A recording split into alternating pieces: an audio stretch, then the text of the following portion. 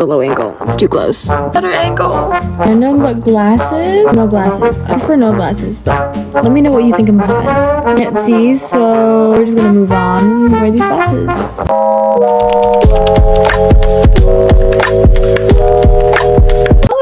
Is your girl Elise, and we're back with another video. As you can tell from the title of this video, I'm going to be sharing to you my tips and tricks for you to be that girl, but that Christian girl in 2025. Just some habits or things that you can do to help you get closer with the Lord. Hopefully these things can help you in your faith and your journey through life with Christ. Now keep in mind, you don't have to follow a thing that I say in this video. These are just things, tips and tricks that I found in the last semester that I found was really effective. The Holy Spirit was definitely working in the past year, and I'm just so excited to share these with you. I pray that hopefully you guys can get closer with the Lord, because He's our Father, He's our best friend, and He's someone that you definitely don't want to miss out on. But yeah, let's go ahead into the video.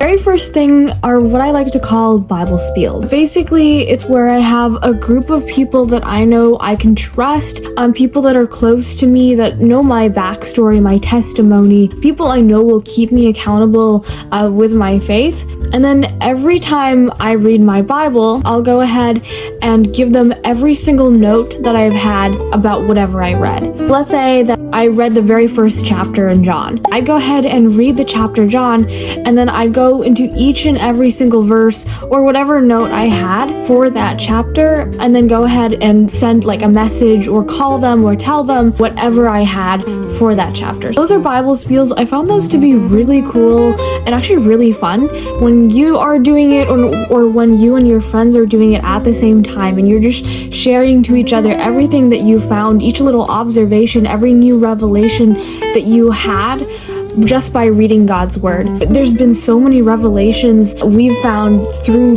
whatever both of us or whatever everyone in that friend group reads. It's just been really cool to be able to see what other people are thinking when they read His word, and I just love it. It's definitely a fun activity, especially for those times and periods in your life where you just feel down, you feel depressed, you feel so sad. The enemy is really just riding down on you. These Spiels are actually some things that can help encourage you. They can help make your day. I know one of my best friends always looks forward to my Bible Spiels. I send them every night at around 11 to 12 o'clock. It takes me about 3 hours to read my Bible every day. It just blesses his day. And the nice thing about it is not only are you reading the word that God has given us, also you're reaching out to other people and ministering to your friends at the same exact time. And the main reasons why I love this habit, only reaching out to just myself, but I'm also reaching out to my friends, my family, my closest friends, people that keep me accountable, but also keep you accountable.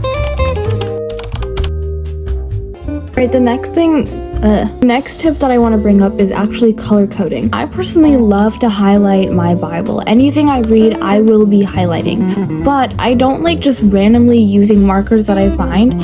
I like color coding the verses that I read. So I not only color code the verses, I also color code the books of the Bible. I'll go over into my table of contents in my Bible, and I'll highlight each section of the book, and I'll highlight each section of the table of contents. It's very specific, not randomized. The colors mean very specific things. Also have, I guess, color coding key to all the verses that I highlight. Another tip I want everyone to remember, and I sometimes forget this myself, while we're trying to stay consistent, it's totally okay if you miss one day. That's totally fine. Staying consistent is very important, but you're allowed to have those days where you're just super tired. But that doesn't excuse times whenever you feel super sad and you just don't feel like reading the Bible. That's not what I'm saying at all. At those times when you don't feel like reading the Bible, the more you should be reading His word. The more you should be diving into the encouragement and love that He has for you, instead of straying all the way away and going into other habits that'll probably mess you up. When you're super tired, you've had a really long day, you're sleeping about 3 a.m., that's totally fine. Staying consistent is important, but you definitely need your rest. There's a verse in the Bible that says that He doesn't want your sacrifice and He prefers your obedience. So God knows that we're tired. We have our earthly bodies, but at the same time, if we're really tired, he's gonna let us go to sleep, or else we're not even gonna be able to read his word the next day. It's okay if you're not consistent every single day possible. That's fine. You can have your rest days. I like to think about it whenever I work out. I have 2 days in my workout split where I just have a rest day, where I basically do nothing, maybe do a little bit of walking on the outside, but I don't really do a full-on workout. The only reason why I do that is because I know that my body needs rest. And God knows that your body also needs rest too. Don't let that discourage you, because it's one of the ways that the enemy can easily go ahead and take you down. We don't want that at all. We already know that God protects us, but at the same time, we don't want the enemy to go ahead and have an advantage over us, even though he already does. And we already know that God's won the war. But we don't want to give the enemy, or ourselves even, a split second where the enemy can completely take advantage of us and give us a whole nother temptation. Next tip that I eventually found out after a couple weeks ago was coping mechanisms. Now, to any of the people I know that are watching this that I talked about with this, we don't talk about that. When it comes to coping mechanisms, I realized that a majority of the time, my coping mechanism is to go ahead and listen to sad music, listen to things that I probably shouldn't be listening to, watching movies that just make me bawl my eyes out, eating junk food, coping mechanisms that probably aren't good for me at all. I realized that what I should be doing is actually turning to God's word every time I even needed a coping mechanism.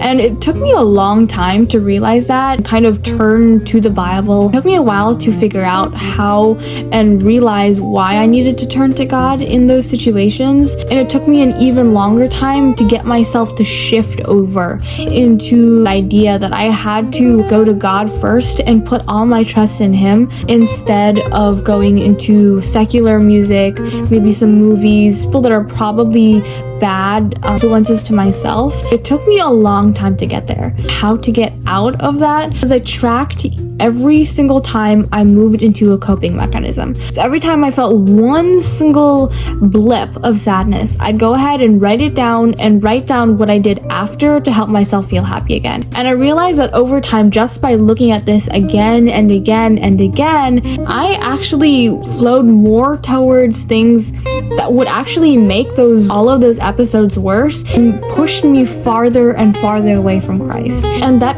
just completely ruined my relationship with the Lord, because my coping mechanisms, my trust in the Lord was no longer there. That I was searching for was no longer in the things that it should be in, and I had completely strayed away from the Lord. And so just tracking the things that you do to give yourself that peace again, that happiness, that joy, if you just track those, it helps you kind of push yourself away from them and more towards the Lord, which I completely love. And fun that I have figuring out your priorities. It's 2025. We're all trying to figure out what's more important. We're trying to glow up to where we look like we've completely changed over the winter break. And just kind of be the better version of ourselves. And while that's totally fine, a lot of our priorities seem to actually undermine the number one priority that should be in our list but turns out isn't. That number one priority is maintaining our relationship with Christ. So often we focus on our weight, on our body, on hair, our face, our grades, our jobs, even sometimes our family. We actually just have to, prioritize our relationship with him, not even to worry about it.